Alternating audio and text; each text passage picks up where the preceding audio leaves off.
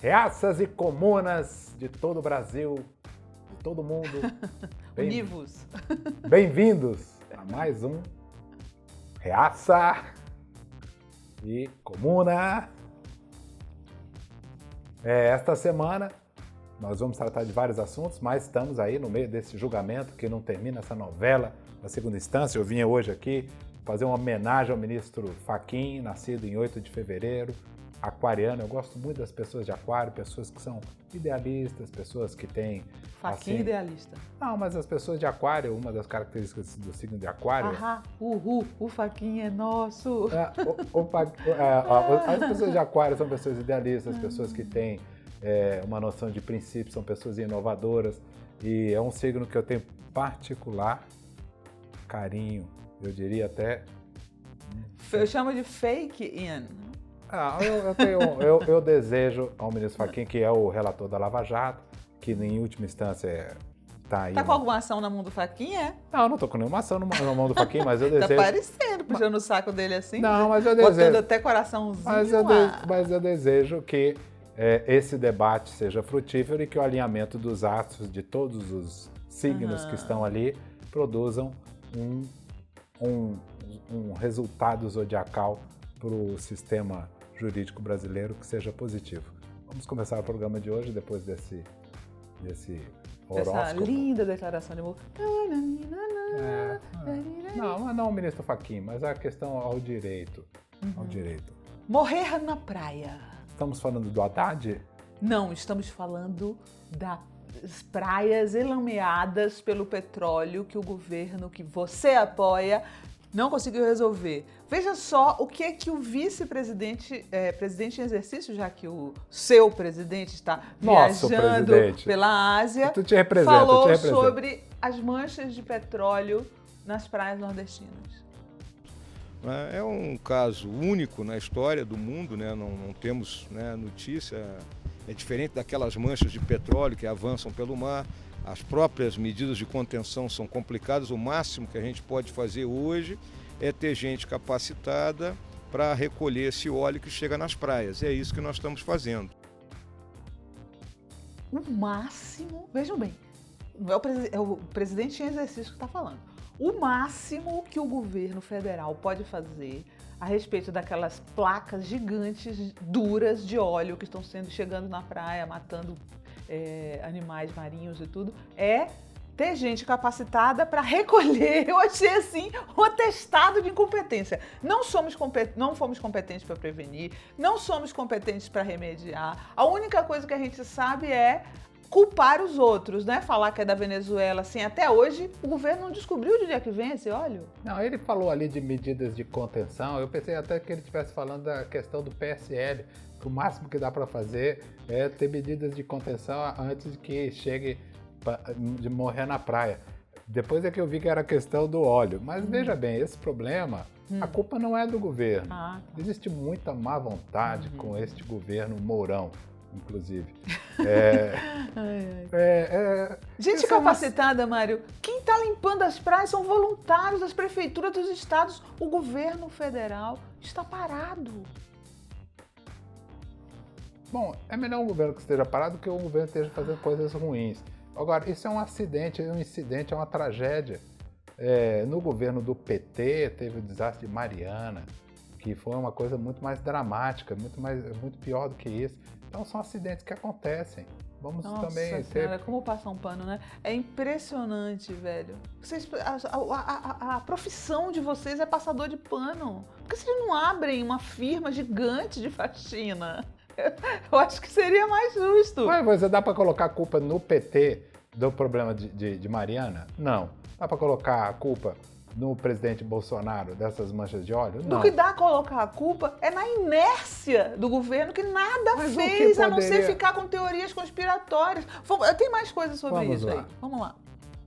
Mancha Negra? Mas quem que é aquele personagem do... Tinha um personagem do quadrinho, do não Disney, tinha? Né? Não. Mancha Negra não é uma torcida do Corinthians? Vamos ver. Salles usa vídeo editado para criticar Greenpeace e discute com políticos. o ministro contra o meio ambiente, né, podemos chamá-lo assim, Ricardo Salles, pegou um vídeo editado para cobrar do Greenpeace que limpe as praias. Mas é isso mesmo. Gente, É isso isso é mesmo. função do Greenpeace limpar as praias?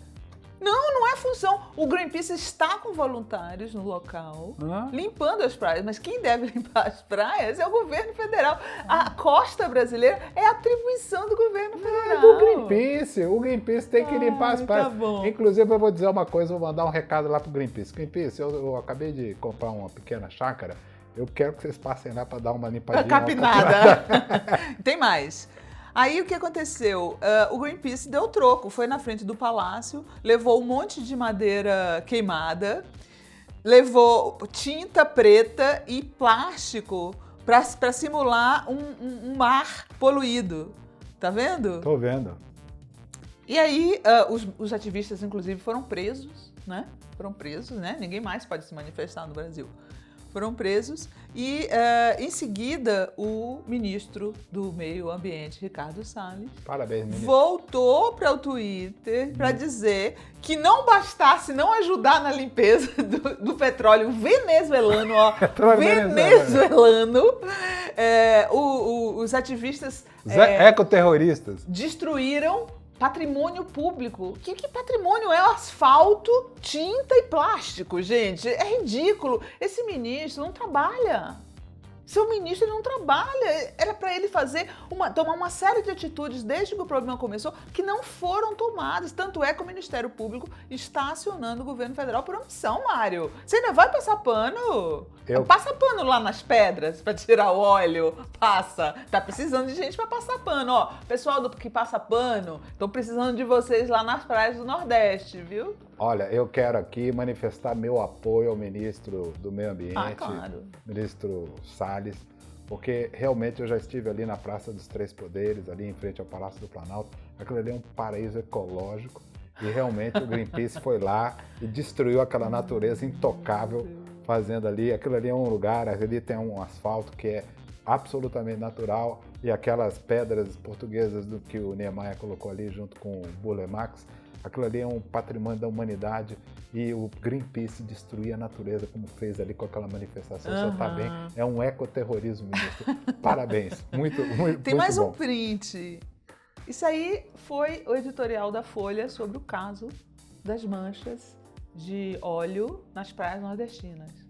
Eles falam de derrame de inépcia. Essa é uma palavra muito legal, inépcia. Pena que as pessoas não entendem bem. Inépcia, gente, é sinônimo de incompetência, de falta do que fazer. Eles não fizeram nada a respeito. Falta o governo esclarecer se cumpre o plano de 2013 para deter óleo em praias do Nordeste, que é exatamente o que o Ministério Público Federal questiona, que o governo não aplicou um plano de contingenciamento, de contenção de acidentes de óleo. Né? O governo não fez isso, ele simplesmente extinguiu os comitês que cuidavam disso.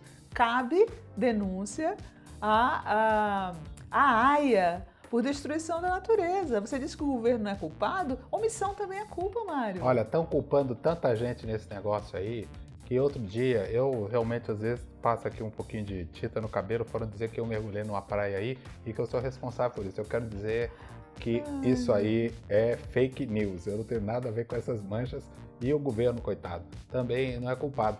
São desastres da natureza e o governo poderia ter agido melhor, mas ainda não bem que ele admite. Mas também teve no governo Fernando Henrique Cardoso um vazamento da Petrobras na Baía de Guanabara. A culpa era do governo? Não. Esses são acidentes que acontecem e, infelizmente, os governos podem agir melhor ou pior, mas politizar isso daí é uma vontade. Como é sempre esse discursinho, né? Eles politizam tudo. Agora, nós não podemos politizar a falta... como é que diz a Folha?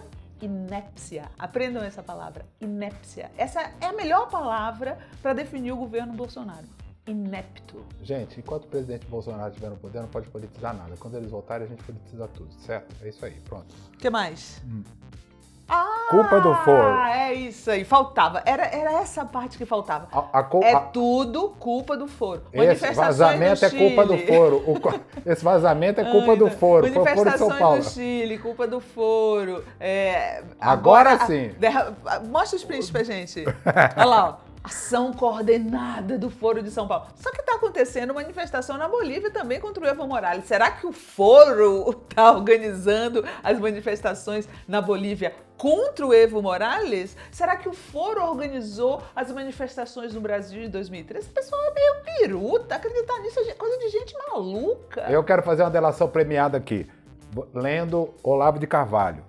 Ou o governo admite logo que a mídia nacional inteira é uma organização criminosa filiada ao Foro de São Paulo, ou aceita legitimar como normal e democrático o esquema golpista que vai derrubá-lo. Olavo, eu vou fazer uma confissão aqui. Eu faço parte dessa organização criminosa. Eu, Silvio Santos, a Record, a Globo, todos nós queremos derrubar o presidente Bolsonaro. Eu estou aqui fazendo essa confissão, você pode postar aí. E nós todos pensamos nisso dia e noite. Nós somos mentes perturbadas. A sua não, Olavo. Você é uma pessoa lúcida. E é porque você descobriu essa nossa trama. A Record, a SBT, o Bandeirante, são todos contra o Bolsonaro. Só gente. você e o Carluxo é que são pessoas lúcidas e que só enxergaram terça isso. livre é que presta. E eu vou dizer uma coisa. O antagonista. E eu vou dizer uma coisa, Olavo. O presidente correu muito risco 7 de setembro, quando foi com aqueles dois agentes golpistas, o Silvio Santos e o Bispo Edir Macedo, no desfile de 7 de setembro. Eu amo ele quando ele tira a onda do próprio governo. Aí eu realmente bato palmas. Mas tudo isso é uma organização criminosa. E aí o vazamento do óleo também é alvo de uma teoria da conspiração. O Bolsonaro chegou e falou assim... É muito estranho que tudo isso aconteça. Você ri, né? É muito estranho que tudo isso aconteça quando nós estamos fazendo a cessão onerosa do petróleo. Gente, é tudo uma teoria da conspiração que me faz desconfiar que o governo está escondendo alguma coisa sobre esse vazamento do povo brasileiro. Ah, isso aí é uma teoria conspiratória? Contra a teoria conspiratória. Se ele tem direito de fazer as teorias conspiratórias dele, nós também temos de fazer a nossa. Sabe qual é a minha teoria conspiratória? Qual? E se eles estiverem tirando ilegalmente, né? Eles, não estou acusando ninguém. Eles estiverem tirando petróleo brasileiro ilegalmente para mandar para o exterior. E aí houve um acidente e o petróleo foi derramado. Tudo é possível. Eu quero aproveitar aqui para fazer um elogio ao presidente Jair Messias Bolsonaro. Sem motivo. É só um elogio assim, imotivado, geral. Cadê o elogio? Puxa saco mesmo. Cadê o elogio? Não, é vago, assim, para qualquer coisa. É um crédito. Ele não vai entender, vai achar que é elogio. Não, é assim, é um vale elogio, aplica para qualquer situação, pronto. Tá bom. Não tem que manter isso aí. Isso é coisa tua.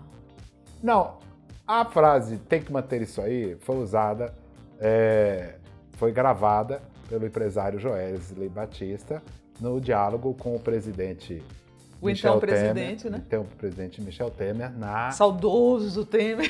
Na garagem do Palácio do Jaburu. E que motivou um pedido de impeachment, um pedido de afastamento por investigação do procurador Rodrigo Janot. O não tem que manter isso aí, na verdade, é a síntese da decisão do juiz da 12ª Vara Federal, que ele disse que essa acusação é completamente incabível. Então, na verdade, não tem que manter isso aí. Aliás, eu li um estudo feito por 3 jornalistas, do Intercom, que é um instituto de estudos de jornalismo, dizendo que as gravações do JBS basicamente reproduziam muitos discursos das fontes e não faziam uma cobertura crítica daquele episódio. E, de certa forma, eu acho que isso acontece muito nos escândalos, aconteceu muito na Lava Jato, de comprar muito a tese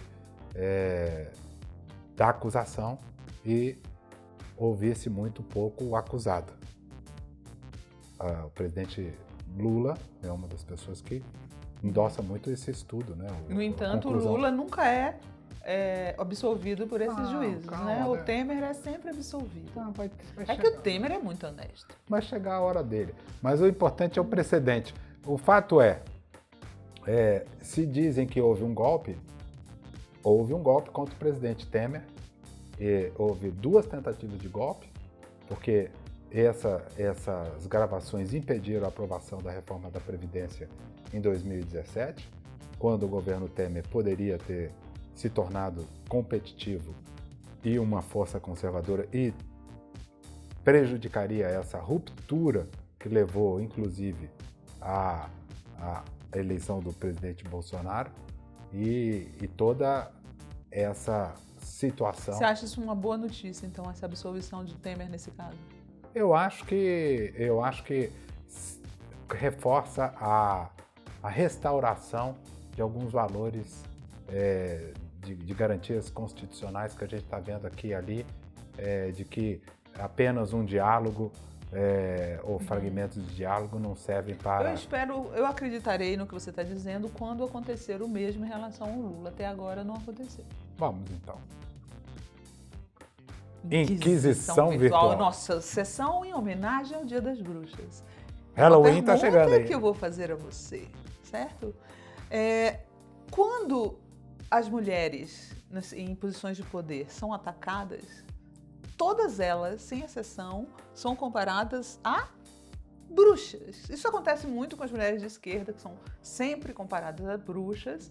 E aconteceu agora também, aí você vê a Dilma, Jandira, Rosário, Benedita, Gleisi Hoffmann e agora a mais nova integrante da galeria das mulheres que são chamadas de bruxas, que é Joyce Hasselmann.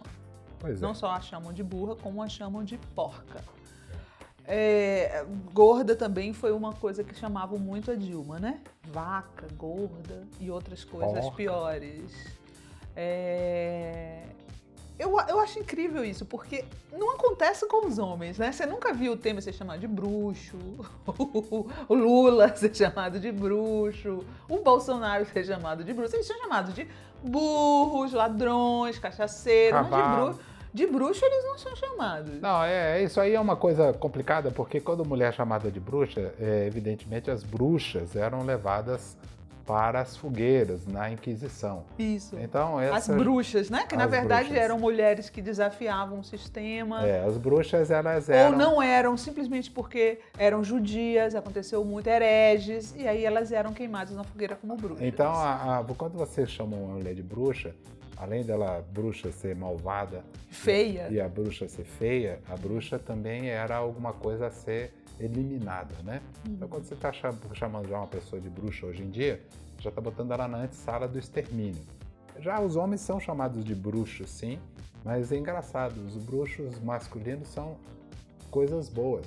Quando um homem é chamado de bruxo... É um mago. É um mago, é uma coisa boa. Tem um toque de Midas. É uma coisa positiva. O bruxo masculino é um homem muito criativo, é um homem que tem algo... Os marqueteiros foram muito chamados de bruxos. Bruxa, algo que é muito inventor e tal. Mas o curioso é que... Paulo Coelho é chamado de mago. De mago, né? Agora, a questão isso mostra que também não existe... Esquerda e direita nesse caso. Esquerda e direita nesse caso. Na verdade, é quando você desafia qualquer tipo de... Sendo mulher. De consenso, sendo mulher. Isso é puro machismo, né? Eu até proponho uma ressignificação, eu já falei sobre isso, a ressignificação dessa coisa de chamar a gente de bruxa, né? Eu lembro quando eu tinha 6 anos, eu saí de bruxa numa peça de teatro infantil e acho que as bruxas são poderosíssimas, né? São mulheres incríveis, poderosas e talvez por isso elas sejam tão temidas e sejam tão lançadas na fogueira. Porque enquanto a Joyce Hasselmann ela era útil ao sistema, ao governo, ela não era chamada de bruxa, né? Mas agora que ela se voltou contra o governo e se tornou uma pessoa perigosa que ameaça revelar segredos do governo e tal, virou bruxa imediatamente. Porque ela, de certa forma, se torna uma pessoa muito poderosa, inclusive. Porque ela ameaça É a bruxa nesse sentido até, de certa forma. Mulheres, Sério. gostem de ser bruxa é ótimo. Bom, aqui vai o meu segundo elogio. Vale elogio para o presidente Bolsonaro. Parabéns, presidente Bolsonaro, o senhor está indo muito bem. Onde quer que o senhor esteja, que eu acho que o senhor está viajando. Né? Eu Parabéns. pensei que você ia chamar ele de bruxo, como elogio. Presidente, você é um bruxo, presidente. Vamos lá. Bolsonarista? Ainda tem bolsonarista? Sempre tem. Meu Deus do céu, o que será? É o Bolsonaro fazendo flexões. Ele adora, né? Isso. Olha só, olha. De paletó e gravata, eu acho incrível. Olha, isso aí é um exemplo para a sociedade brasileira. Parabéns, presidente. 2, 3, vai fazer 17, 4. Não, e o mais interessante é que no vídeo 6, que circulou 7, na internet ainda tinha 9.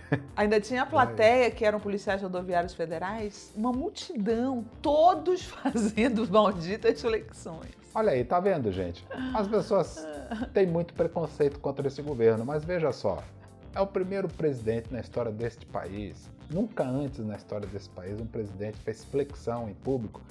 Mas o Collor era meio assim, né? Não, o presidente Collor... Ele corria, ele andava de jet ski, era uma coisa bem parecida, Mário. Mas nunca ele fez uma sessão coletiva de atividade física em que ele difundiu o hábito saudável de uma vida saudável. Ainda mais o presidente com histórico que acabou de sair de duas intervenções cirúrgicas muito graves, aos 64 anos, está difundindo essa mensagem positiva.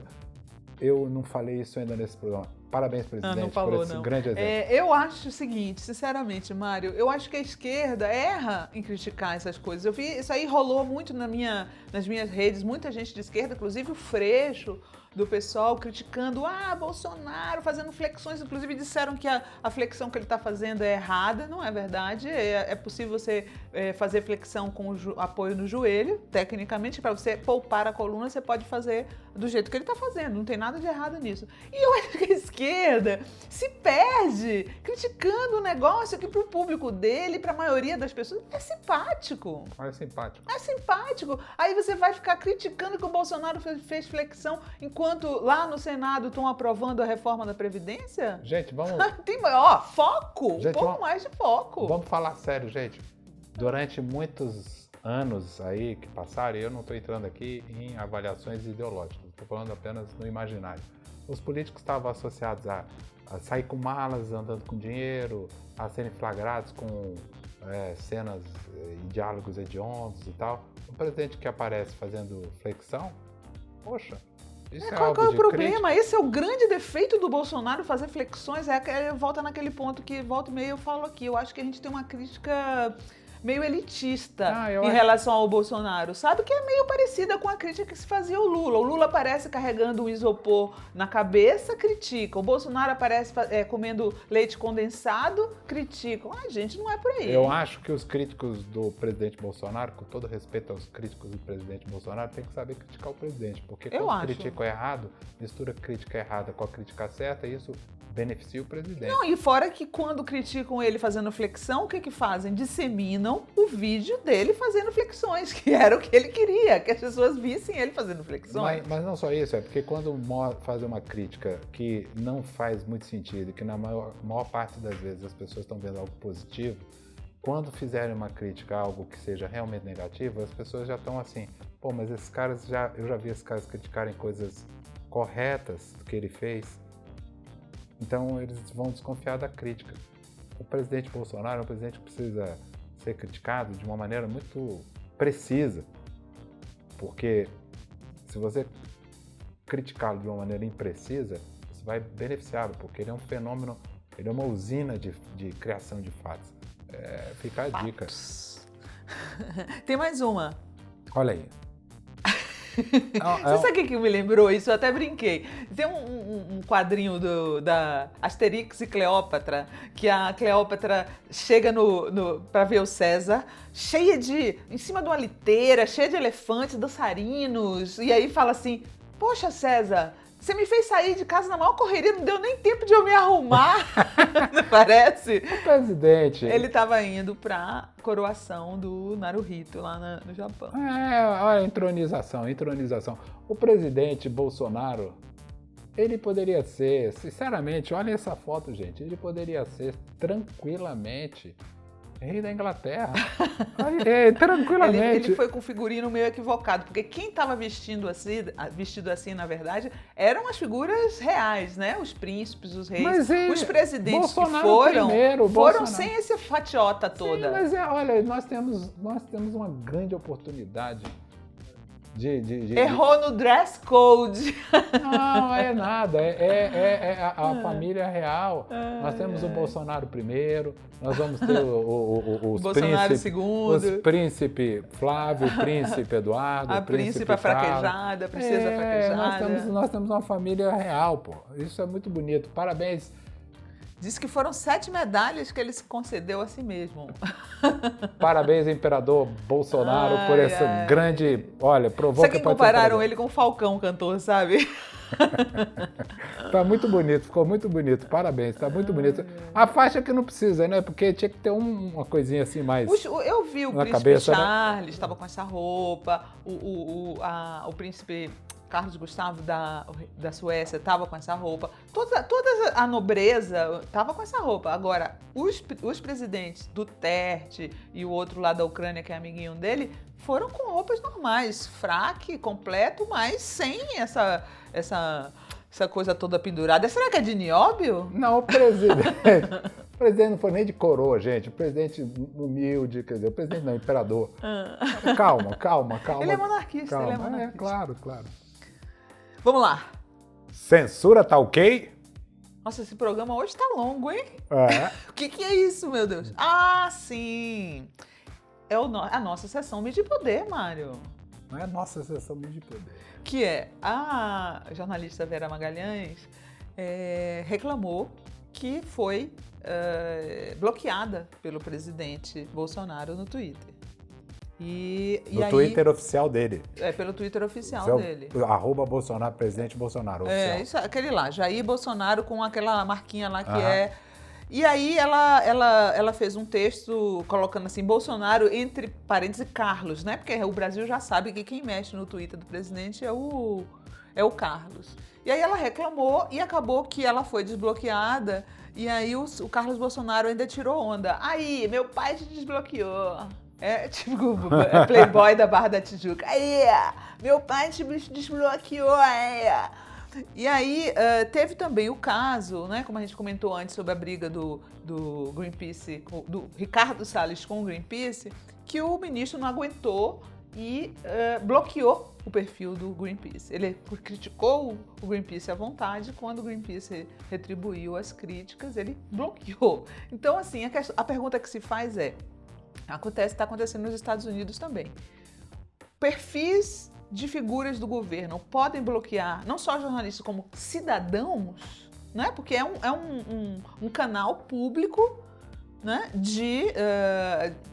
Do governo, né? Não é um perfil pessoal. Eles têm o direito de bloquear. Muita gente está indo na justiça nos Estados Unidos para o presidente Trump lhes desbloquear. O que você acha? Bom, eu acho que existe a vantagem e a desvantagem de você ser homem público. A vantagem é que você é um homem público, a desvantagem é que você é um homem público. E eu acho que se você tem a visibilidade que o cargo lhe permite, você tem, em compensação, o desgaste que o cargo lhe confere. Então, você não pode ficar só com os bônus da visibilidade, né? Na democracia. Ainda mais quando você tem essa nova ferramenta, que essa ferramenta é da interatividade. Então, se você tem um palanque, né, o mais nobre das tribunas, que é a tribuna da presidência da República, para você falar com a sociedade nas redes digitais, fazer lives e tudo mais, porque você é presidente da República, aí de repente você impede as pessoas como se aquilo fosse seu, aquilo não é seu. Aquilo ali, as pessoas estão lhe vendo porque você é presidente da República. Sim. É um canal de comunicação oficial, né? Não é mais um perfil pessoal. Você não existe ali é o interesse público, ali é uma ferramenta pública e você, como tudo que é público, você não pode confundir o público com o privado. Essa é a questão. Eu acho que cabem 2 ditados aí, né? Primeiro, quem fala o que quer, ouve o que não quer, né? Se a pessoa tá lá no Twitter falando tudo que gosta, ele vai ouvir réplica. E aí vai o quê? Bloquear? Eu acho... Aí vem o segundo ditado. Quem não sabe brincar, não desce pro play, certo? Me parece uma atitude absolutamente covarde, aliás, típica da extrema-direita, bloquear a gente que critica, que o critica, né? A pessoa tá criticando lá, tem todo o direito de criticar. E aí você vai lá e bloqueia? Ninguém é obrigado a usar Twitter.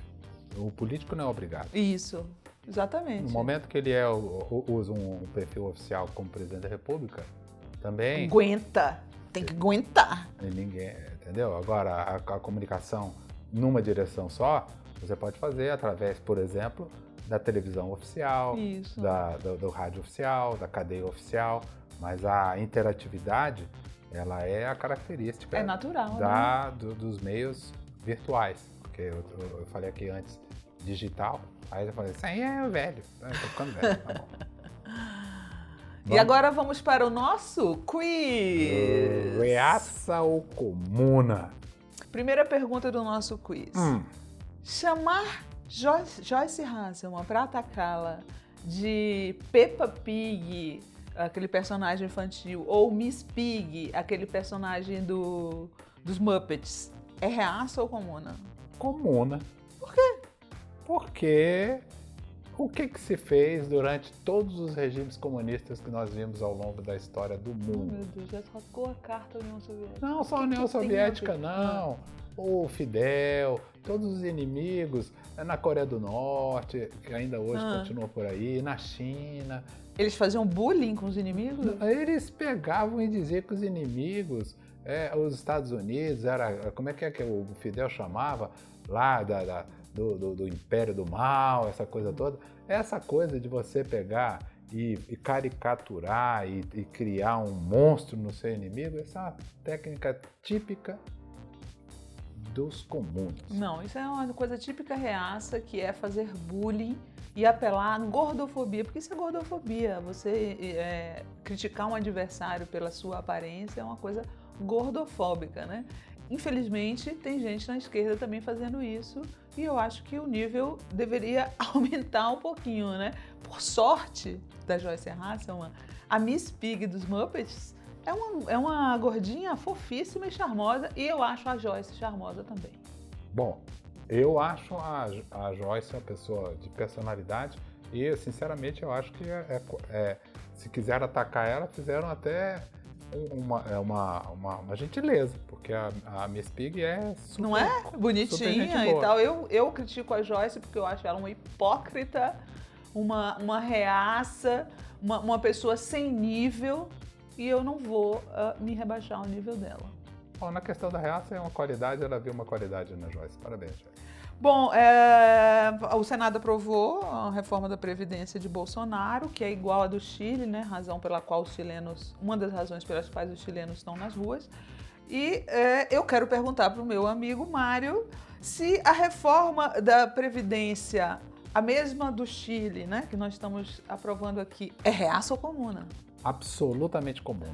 Por que, gente? Porque ela acaba com algumas regalias que eram pagas para as grandes corporações do setor público. Ela iguala o sacrifício que é feito entre os brasileiros do setor privado com as castas do setor público, e na medida em que você tem uma sociedade igualitária, nós temos colocado em prática, graças ao grande socialista Paulo Guedes, o ideal comunista da igualdade social. Parabéns, comandante Paulo Guedes. Olha, gente, nunca perder lá ternura jamais. Papo furado, nenhum privilégio foi cortado. O que vai acontecer é que os pobres vão se ferrar com essa reforma, ninguém vai poder mais se aposentar, ou se aposentar vai ficar na miséria, igual o que acontece no Chile, que o Chicago Boy Paulo Guedes